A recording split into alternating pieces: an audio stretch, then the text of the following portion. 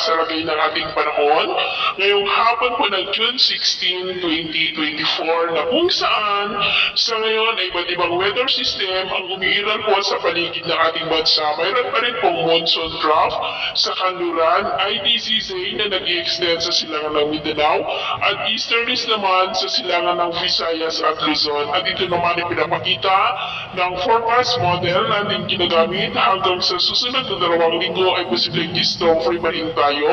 Pero hindi pa rin inaalis ang posibilidad na may isang bagyo na banta po dito sa ating bansa ngayong buwan po ng Hunyo. At sa lagay ng ating panahon, ngayong hapon ay mula pang kamagitan with isolated rain sa malaking bahagi ng ating bansa. Mula po dyan sa may Ilocos Region, Cordillera, Cagayan, ilang bahagi ng Central Luzon, Metro Manila, Calabarzon, Mimaropa, Bicol Region, Kabisayaan, Zamboanga Peninsula, Northern Mindanao, Caraga, Davao Region, at South Surgen na posibleng magtuloy-tuloy ang mga isolated rains sa ilang bahagi po ng ating bansa hanggang mamayang gabi. Kaya mag-ingat pa rin po tayo sa mga banta pa rin na mga pagbaha at pag-uulang lupa.